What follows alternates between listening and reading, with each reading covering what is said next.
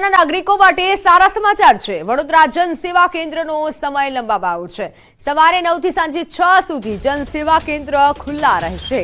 જનસેવા કેન્દ્રો પર બે નાયબ મામલતદાર ફરજ બજાવશે। લોકોની ભીડ અને હીટ વેવની આગાહીના પગલે કલેક્ટર દ્વારા આ મોટો નિર્ણય કરવામાં આવ્યો છે। આવકના દાખલા નોન ક્રિમિલિયર સર્ટી મળી રહેશે। અન્ય દાખલાઓ પણ સરળતાથી મળી રહેશે।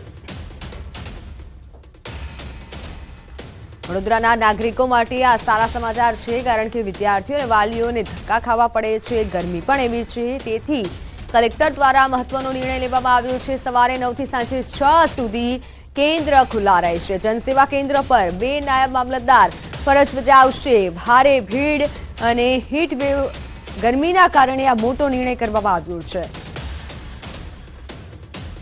વડોદરાના જનસેવા કેન્દ્રનો સમય લંબાવવામાં આવ્યો છે।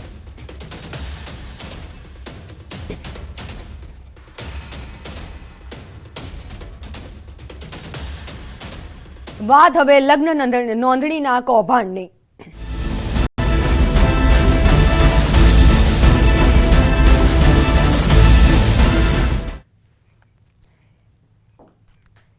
પંચમહાલ જિલ્લાના શહેરા તાલુકાની બલાદરા ગ્રામ પંચાયત 5 ગુજરાત અને હાલ જો વાત કરવામાં આવે ગુજરાત સહિત આસપાસના અનેક રાજ્યોમાં ચર્ચાસ્પદ બની છે। અને આ પંચાયતમાં ગ્રામજનો કરતા અન્ય શહેર અને રાજ્યના લોકોના આંટાફેરા ખૂબ વધારે હોય છે, જેનું કારણ જાણી તમે પણ ચોંકી ઉઠશો। પરિવારના ડરથી ભાગી પ્રેમ લગ્ન કરનાર પ્રેમી પંખીડાઓ માટે આ બલાદરા ગ્રામ પંચાયત ફેવરેટ ડેસ્ટિનેશન છે, કેમ કે અહીં આવો એટલે લગ્ન 100% પાક્કા પાયે થઈ જવાના તેવું માનીએ અનેક લોકો આવ્યા અને લગ્ન પણ કરી ગયા।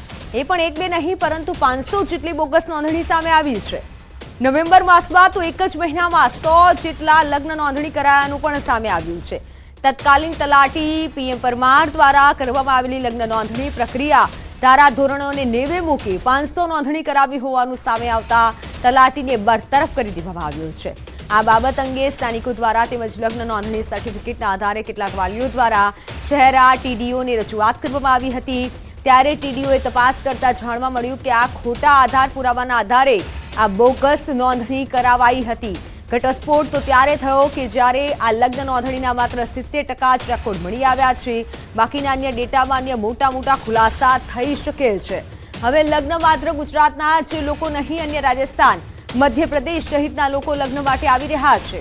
જે યુવક યુવતીઓએ પોતાના પરિવારને છોડી ભાગી અને લગ્ન કર્યા છે, આ બલાદરા ગ્રામ પંચાયતમાં નોંધણી તેઓએ કરાવી હતી। તેવા અનેક વાલીઓએ શહેરા તાલુકા પંચાયત ખાતે લેખિતમાં અનેક રજૂઆત કરતા આ સમગ્ર મામલે તપાસ શરૂ કરાઈ હતી। એનાથી પણ મોટી વાત તો એ છે કે સ્થાનિકો કહી રહ્યા છે કે આ મંદિરે આવું કંઈ જ થતું નથી। અમે દિવસમાં 4 વખત મંદિરે આવીએ છીએ। આ મંદિરને અને ગામને બદનામ કરી રહ્યા છે। તો વાલીઓ પણ કહી રહ્યા છે કે આ મામલે તટસ્થ તપાસ થવી જોઈએ। ત્યારે હવે ન્યૂઝ સિટી ગુજરાતી સવાલ પૂછી રહ્યું છે કે આખરે આવું કેમ થઈ રહ્યું છે? કેમ કોઈ તપાસ નથી કરવામાં આવી રહી? અને તલાટીને આવો કોણે અધિકાર આપ્યો છે? આ મોટો સવાલ થઈ રહ્યો છે। વડોદરા ગ્રામ પંચાયતની અંદર કમસે કમ 500 થી વધુ લગ્ન નોંધણી સાબિત જોવા મળેલી છે। અને એની અંદર જે TCM હતા PM પરમાર, એમના સમયગાળામાં બધી ખોટી લગ્ન નોંધણીઓ થયેલી હોય એવું સાબિત થતું હતું। તો એ અંદર એમને કમસે કમ નવેમ્બર માસની અંદર 100 થી વધુ લગ્ન નોંધણી થયેલી હતી। અને ગામના અમુક જે અરજદારો હતા, જેમના લગ્ન થયેલા, એમના માતા પિતાઓ દ્વારા અરજી કરતા, એ બધું સાબિત જાણવા મળેલું। તેના આધારે તપાસ કરતા એ સાબિત થયેલું હતું અને વિવિધ અલગ જગ્યાએથી રજૂઆતો આવતા એ તપાસણી કરતા સાબિત થયેલું હતું। 500 થી વધુ લગ્ન નોંધણીઓ થયેલ છે।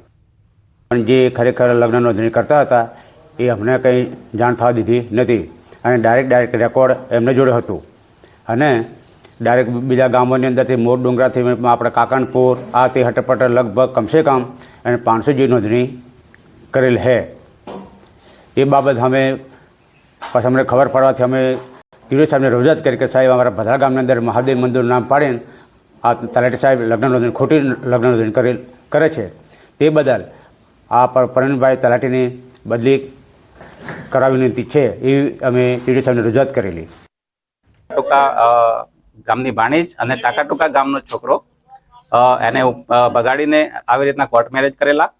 હવે એને શોધખોધ કરીને એને અમે ઈડર પોલીસ સ્ટેશનમાં એ લોકોએ હાજર કરી અને છોકરીને એની મમ્મીએ પૂછ્યું કે ભાઈ તું કેવી રીતના ત્યાં પહોંચી, તો છોકરીએ એવું સ્ટેટમેન્ટ આપ્યું કે હું ભદ્રાલા શહેરા તાલુકામાં કેવી રીતના મને ખબર જ નથી, હું ત્યાં ગઈ જ નથી એમ કે છે. એટલે ટોટલી આ જે લગ્ન છે બોગસ થયેલા છે. મારા ગામ ભદ્રાલા છે અને તળાવને પારે એક મહાદેવ કરીને મંદિર છે, ત્યાં આગળ કહે છે કે લગ્ન થાય છે, એમ વર્ષમાં 2, 3, 4 એમ લગ્ન થાય છે, પણ અહીંયા આવું થતું નથી ક્યારે. અને અમે દિવસમાં 3, 4 વાર મંદિરે આવીએ જ છીએ, પણ અમે અહીંયા આવું કોઈ દિવસ અમને જોવા મળી નથી અને અમે અહીંયા ફરતા જ રહીએ છીએ. બધી વાતો ખોટી કરે છે અને અફવા ઉડાડે છે બધા.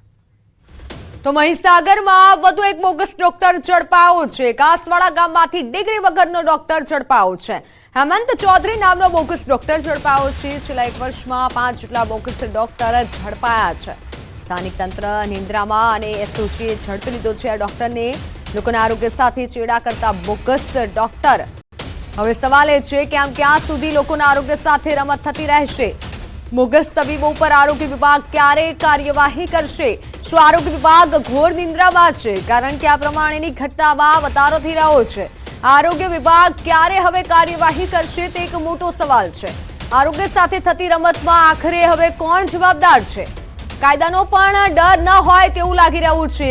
કાયદો કડક નથી અને આવા અનેક સવાલો ઉઠી રહ્યા છે કારણ કે ડમી ડોક્ટર પકડાવાનો સિલસિલો યથાવત છે. ન્યૂઝ 18 ગુજરાતી પણ આ તમામ સવાલ પૂછી રહ્યું છે કે પોલીસ ક્યારે હવે કાર્યવાહી કરશે? શું આવા ડોક્ટરોને, આવા લોકોને કાયદાનો કોઈ ડર જ નથી? શું નથી કોઈ પણ તપાસ કરવામાં આવતી? સંતાનોની પરીક્ષા બાદ હવે વાલીઓની પરીક્ષા છે. સુરતમાં આવક જાતિના દાખલા માટે સવારથી કતાર લાગેલી છે. ન્યૂઝ 18ના રિયાલિટી ચેકમાં લોકોએ સમસ્યા જણાવી. ઓનલાઈન સિસ્ટમ છતાં કામ ધીમું હોવાનો આક્ષેપ કર્યો. ઝેરોક્સ માટે 2 ગણા રૂપિયા વસૂલતા હોવાનો પણ આક્ષેપ કરાયો. રૂપિયા અને સમય બગડે છે તેવું વાલીઓનું કહેવું છે.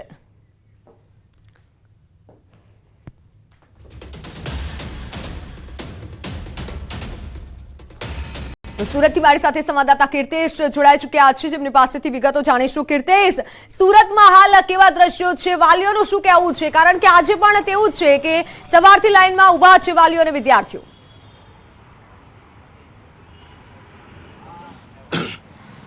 બિલકુલ, ધોરણ 10 અને 12ની પરીક્ષા પૂર્ણ થતાની સાથે, પરિણામ આવતાની સાથે જ બાળકો સાથે વાલીઓ લાગી જાય છે લાઈનમાં, કારણ કે તેમને જાતિનો દાખલો, આવકનો દાખલો અને નોન ક્રિમિનલ સર્ટિફિકેટ જોઈતું હોય છે. આ સમસ્યા જોઈને સુરતના ધારાસભ્ય કુમાર કાનાણીએ રાજ્ય સરકારને પત્ર લખ્યો.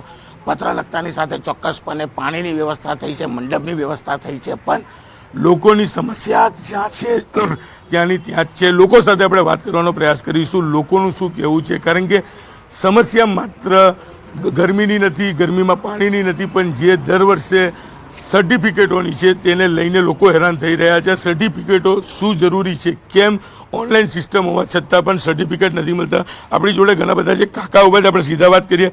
કાકા, લાઈનમાં ઉભા છો સવારથી, આ પહેલાં આપનું નામ, શું કામ સર્ટિફિકેટ લેવા આવ્યા છે અને સર્ટિફિકેટથી ફાયદો શું?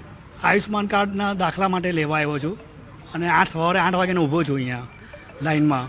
અને એના પછી બી ટોકન લીધા પછી બી 10, 10:30 વાગ્યા સુધી સાહેબની હજી હાજરી આવતી નથી. ગઈકાલે આવી રીતના ધક્કો ખાઈને ગયેલો છું તો જાણવા મળ્યું કે ટોકન આપે પછી તમારો નંબર આવે. તમામ સિસ્ટમ ઓનલાઈન છે, એનો કોઈ ઉપયોગ થતો જ નથી અને એનો જે ઉપયોગ અમુક સમજણ લેવા માટે બી છે ને દલાલો પૈસા પડાવે છે. કેટલી હેરાનગતિ છે, ખૂબ જ હેરાનગતિ છે અને એ કામમાં કંઈ આવતું નથી. આ કંઈ જેટલું બી આ વિષય જે માંગણી કરી રહ્યા છે દાખલાની આ બધી, એ પાછળ કોઈ પણ વિષયમાં કશે બી કામ લાગતો નથી. બિલકુલ, વિદ્યાર્થીઓ છે, આપ સર્ટિફિકેટ લેવા આવ્યા છો, કયું સર્ટિફિકેટ લેવા આવ્યા છે અને એનો ઉપયોગ શું? નોન ક્રિમિનલનું સર્ટિફિકેટ લેવા આવ્યો છું. એમાં ઓબીસીમાં આપણે અપ્લાય કરવું હોય કે ઓબીસી કેટેગરીમાં આપણે આવવું હોય તો નોન ક્રિમિનલ ફરજિયાત જોવે. તેની માટે આપણો યુનિવર્સિટીમાં આપણે ફોર્મ ભરવું પડે. એની માટે નોન ક્રિમિનલ સર્ટિની જરૂરી એ રિક્વાયરમેન્ટ માંગે છે, એટલા માટે આપણે સર્ટિ લેવા આવ્યા છે. ફાયદો શું નથી? ફાયદામાં તો આપણે ઓબીસી કેટેગરીમાં અપ્લાય કરવું હોય તો નોન ક્રિમિનલ ફરજિયાત જોવે. એમાં બહુ મિનિમમ સીટનો ફરક પડે છે. જનરલથી ને ઓબીસીમાં કોઈ મેજર ડિફરન્સ કાંઈ છે નહીં. બિલકુલ એક કાકા છે. કાકા તમે કોના સર્ટિફિકેટ માટે આવ્યા છે? આપનું નામ પહેલા. મારું નામ રાજુભાઈ છે અને છોકરીને ભણવા માટે કોલેજમાં એડમિશન લેવા માટે પહેલાં આવકનો દાખલો તે પછી નોન ક્રિમિનલ કરાવવો પડે, પછી એની માટે સ્કોલરશિપ લેવી હોય ને તો એની માટે હું અપ્લાય કરવા આવ્યો છું. સર્ટિફિકેટ પછી સ્કોલરશિપ મળશે એવું નક્કી? હવે સ્કોલરશિપ સરકાર આપે છે, નથી આપતા એમની, પણ બહુ એની પાછળ બહુ થોડા કરવા પડે છે. કેટલી હેરાનગતિ. ફોર્મ ઓનલાઈન ફોર્મ મળે છે તે છતાં કેમ લાઈનમાં ઊભા છે? લાઇનમાં ઓનલાઈનમાં જાય તો ઓનલાઈનવાળા બહુ પૈસા લે છે. ઓનલાઈનમાં આપણે ભરવું હોય તોય તે 300-400 રૂપિયા તો ત્યાં 500 રૂપિયા ત્યાં લે છે. તો પછી હું આપણે ફ્રીમાં થતું હોય તો અહીંયા કરી, તો અહીંયા એ બહુ થોડીક વધારે હેરાનગતિ રહે. અહીંયા 5 રૂપિયાના ફોર્મના કેટલા લેવામાં આવે છે? 5 રૂપિયાના ફોર્મના લેવામાં આવે છે 20 ને 25 ને 30 ને.